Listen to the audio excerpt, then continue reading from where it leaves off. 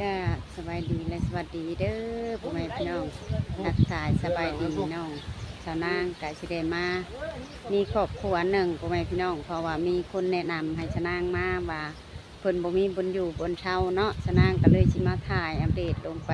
ให้พี่น้องเบิ่งยันว่ามีผู้ใดแบบใจบุญทุนทานเนาะอยากช่วยเพิ่นพ่อแม่พี่น้องหักแต่บ่ฮู้ไปต้องไปถามไปถ่ายเบิ่งเพิ่นก่อนว่าเป็นจังไดมาจังไดจังไดอยู่แบบใดพ่อแม่พี่น้องชะนางกับประมาจากเถื่อมีคนแนะนำให้ชะนางมาชะนางก็เลยอยากมาถ่ายให้พี่น้องเบิ่งว่าเป็นจังไดมาจังไดเนาะชะนางก็ยังบ่เห็นเฮือนเพิ่นมีคนในป่านะเราพามาถ้าเบิ่งชะนางก็ไปเบิ่งเฮือนเราเขาสิบอกว่าชื่อทางในเปลือกพ่อแม่พี่น้องไปสั่นแล้วก็ไปชมไปเบิ่งไปติดตามไปถามไปถ่ายน้ำกันเลยพ่อแม่พี่น้องว่าเป็นจังไดมาจังไดชีวิตครอบครัวเพิ่นเนาะมื้อนี้ก็ลมแห้งพ่อแม่พี่น้องเสียงหูดโทรศัพท์ชาวนางมันกับคนชิสันแน่น้อยหนึ่งเพราะว่ามันลมแห้งโคตรไว้พี่น้อง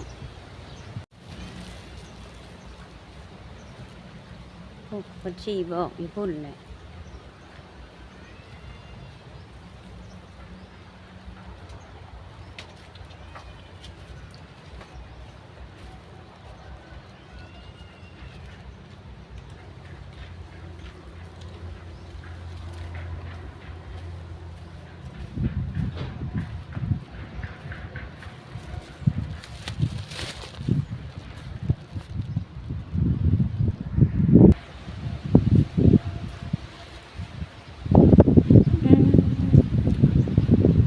เป็นข้าวทานคอยได้ในทานขึ้นวะเนาะ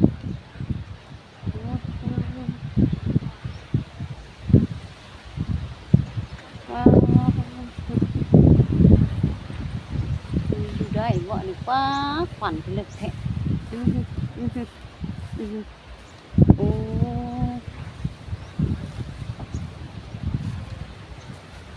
ใส่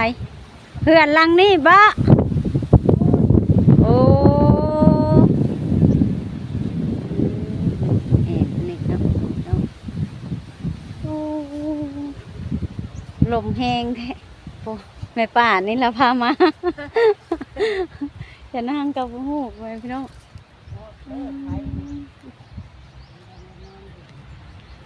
โอ้อยู่นี่โดยสบายดีพากันมาอยู่แต่หึงหรือเปล่านี่ค่ะบ่ร่นก็ได้พออยู่นะพี่เอาตะกี้อยู่ใช่อยู่ขอกงัวเนี่ยฮะเอาอยู่ขอกงัวพูดตะกี้ค่ะโดยเอาขึ้นเลยว่าอันนี้มันโบตกโบชาเป็นอันนี้ค่ะทำไว้แล้วทำแล้วอยู่จักคนในเฮือนนี่ค่ะอยู่3 คน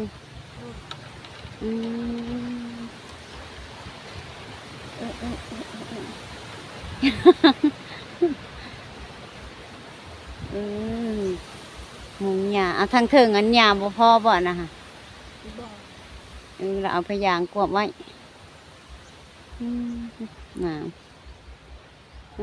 เอ้ยชื่ออะไรก็ชื่อดำจักปีเลยเจ้าได้30 บาทโอ้เป็นน้องค่อยฉันเนาะ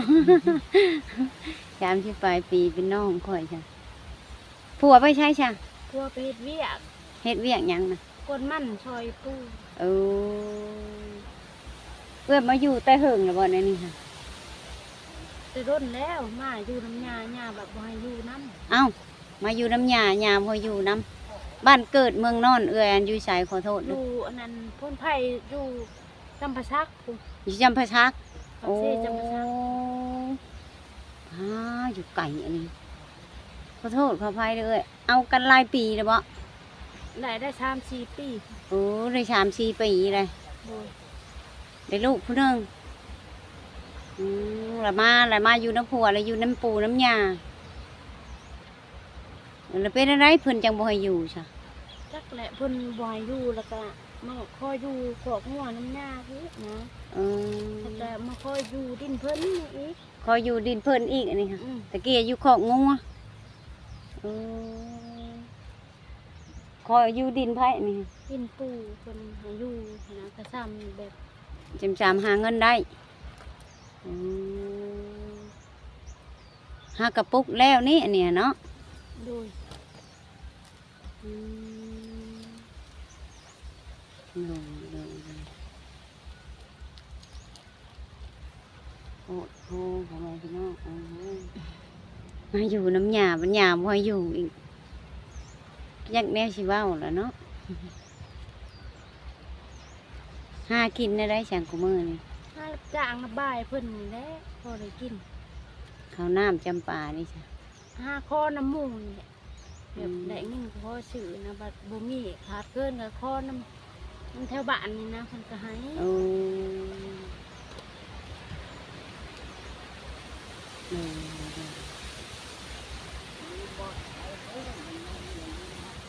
ขออยู่น้ำเพิ่นจนสามหาได้เนาะ โดย สมมติว่านะแบบมีทางผู้ใหญ่เพิ่นแบบอีตนชงสารและน้องคิดว่าอยากขออย่างแบบเป็นสิ่งที่สำคัญแฮงอะนะ ถ้าใครเพิ่นเฮ็ดเฮือนให้ เออแบบให้เฮ็ดใหญ่กว่านี้หน้อยหนึงเนาะ โดย อืมอันนี้มันกับโมเมนเฮือนแบบมันเป็นตุกพ่อแม่พี่น้องเพิ่งขอเบิ่งทางในนี่เด้อหน่อยหนึง มันบ่มี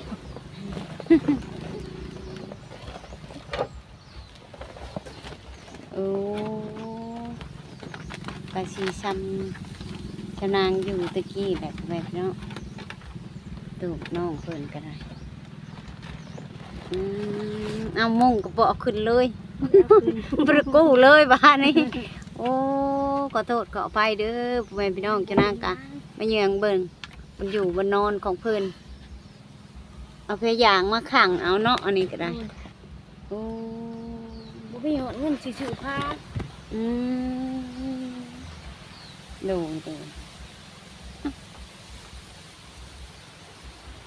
ก็ยังดีแต่ว่าพอได้เฮ็ดตูบแต่บ่มีหาเงินสิซื้อผ้าเนาะก็เว้าแล้วก็คันว่ามีผู้ใหญ่เพิ่นแบบว่าอยากเบิ่งแล้วเพิ่นอยากซอยก็ขอเป็นผ้าไม้เหี่ยให้เพิ่นชื่อมาให้แอมนี่จังว่าดีกว่าเนาะ พอได้แอมพอได้ให้มันอุ่นเนาะป้าคิดว่าฮะนะยันว่ามีเพิ่นแบบว่าเพิ่นชงสารแหละมันเฮาเพิ่นเอาอันนี้แอมไปชื่อมันหนาวได้นี่ฮะมันลมพัดบูดแบบสิอืมโพพ่อแม่พี่น้องก็ยังดีแต่ได้มุงหญ้ามันอันนั้นอยู่แต่ยังบ่พอสั่งถึงแต่ตัวนี้ตีเพิ่นแอมเอาผ้านี่แอมเอาซื่อๆน่ะเพิ่นแอมเลยสิ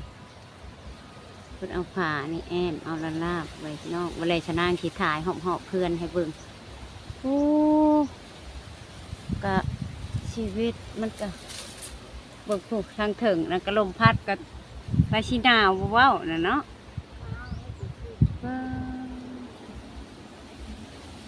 หนาวแห้งบ่เว้าพิษกันเพราะกับหญ้าหันเพิ่นจังว่าบ่ให้อยู่นํมันเป็นได้ไร เฮ็ดได้เพิ่นก็บ่ดีเพิ่นบ่ให้อยู่นำ เพิ่นว่าเฮาบ่ดี เขาชะอยู่ เฮาก็อย่าว่ารู้สึกว่าเฮ็ดหยังแบบว่าให้เพิ่นบ่พอใจบ่หรือว่าเพิ่นตั้งเป็นแบบนั้น เพิ่นก็เป็นแบบนั้น แต่แรกๆมาอยู่นํเพิ่นก็ดีอยู่ ดูบัดถึงไปเพิ่นก็บ่ดีบัดนี้เพิ่นก็ไล่หนี้นะ แบบมันบ่ถูกบ่ต้องหลายคนบ่คนอยู่ในเฮือนเพิ่น เขาไล่ก็ได้ จักคนค่ะ เพิ่นก็อยู่ผู้เดียวเพิ่นก็ อยู่ผู้เดียวเพิ่นบ่ได้นี่ค่ะ ดู เออเอาเพิ่นมีลูกจักคนค่ะ มีลูก3คน แล้วอยู่นำเพิ่นเบิดบ่สามค่ะ เพิ่นเขาก็ไปกรุงเทพไปหาเงิน แล้วมีแต่เจ้ากับผัวจะหันอยู่นำเพิ่น โดย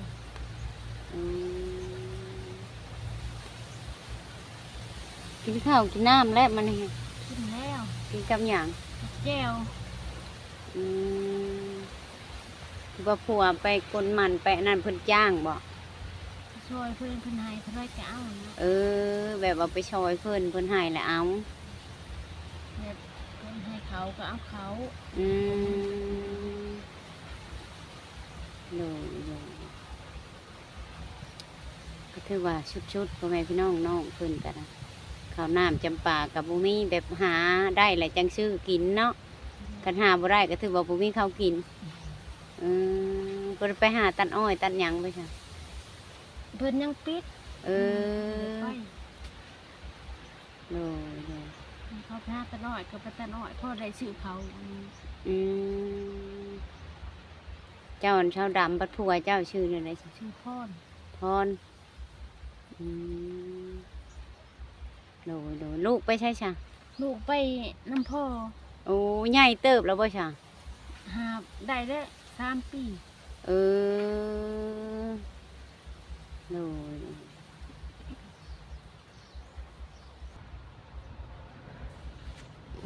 ซื้อขนมมาให้น้องเพิ่นเอาขนมมาให้น้องน้อยเพิ่นพอได้โอ้ยแบบชุดๆเลยพ่อแม่พี่น้องน้องตาดำเพิ่นกันนะนางกะคิดได้สิเว้าเนาะมันแบบชีวิตของคนเฮาชนางกับว่าบ่ออกคือกันเพราะว่าชนางกับเป็นคนเพื่อที่มายืนได้จุดนี้กับบ่ง่ายคือกันพ่อแม่พี่น้อง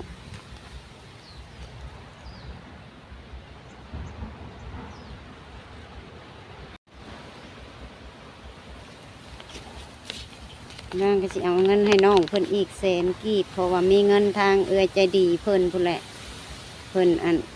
ปะเมียนนำชาวนางโดยเพราะว่าแบบว่าผู้ใดแบบว่าทุกข์ยากแห้งแบบอันนั้นกับพอได้ซอยซื้อมะเขือเป็นนัวพ่อแม่พี่น้องชาวนางก็เลยมีเงินทางเอื้อยเพิ่นอยู่ทางต่างประเทศพุ่นแหละกับแม่เพิ่นมาปะเมียนนำชาวนางบ่ได้ซอยไปก่อนเล็กๆน้อยๆแหละแต่บ่มีหลายกะชาวนางก็ดีใจเนาะเพิ่นได้ฝากไว้พอได้ซอยอีกผู้ทุกข์ผู้ยากก็ได้เอ้าชาวนางก็สิให้เพิ่นอวยพรให้ทางแม่เพิ่นเด้อแม่ดำมาแล้วก็อันแม่คำปุ้ย2 คนอวยพรให้เพิ่นละให้ เปิ เพิ่น ดใจให้เพิ่นอยู่ดีไม่แห้งในซอยผ่าน เอาให้เจ้าอยู่ดีมีแห้งเว้าไปสิให้สุขภาพร่างกายแข็งแรงเจ้าก็เว้าไปสิ ให้เจ้าอยู่ดีแข็งแห้งให้สภาพ เจ้าบ่เคยอวยพรเนาะ บ่เป็นหยังโอ้ยพ่อแม่พี่น้องเราบ่เคยอวยพรเนาะเราก็เว้าบ่เป็นฉะนั้นก็จักนี้สิเว้าโอ้ยอืมถือว่าแบบชุดๆเลยเนาะมาอยู่ได้จักเดือนแล้วนะนี่ บ่ทันฮอดเพราะเรื่อง บ่ทันฮอดเดือนช้ำเพิ่นหลังจากหญ้าไล่หนีได้เพิ่นหากกะไล่หนีนี่เนาะ ไล่ถึงไล่แต่ด้นแล้วหักก็ว่ายังอยู่ขอกงัวเพิ่น ไปอยู่คอกงัวในใช้คอกงัว อันนี้ขอกงัว คอกงัวบนย่างผ่านมานี่ โดย โอ้โดแล้วพอดีหาเงินหาคำได้แล้วก็เลยปลุกตูบอยู่อืม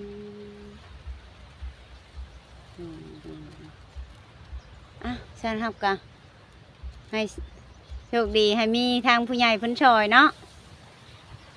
ชูๆต่อไปเลยเจ้าก็ได้เอื้อยหักกำลังใจให้เจ้า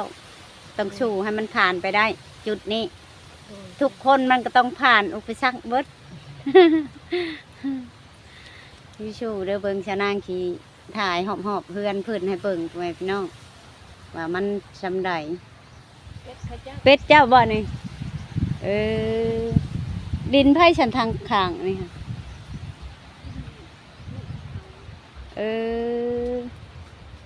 เบิ่ง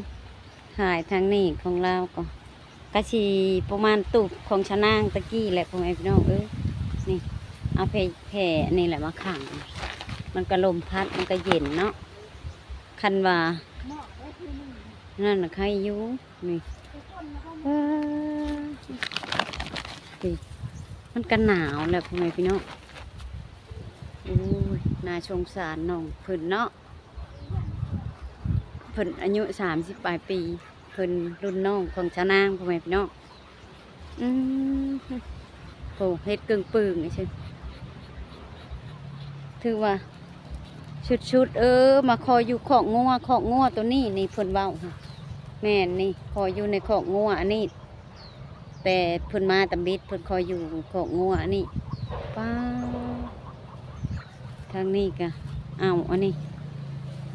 ข้างนี่ทาเฮาอยู่รถแหละปะเอาอันนี้ข้างเอาอันเต่าไผฉันนี่ล่ะของเจ้าบ่ของไผฉัน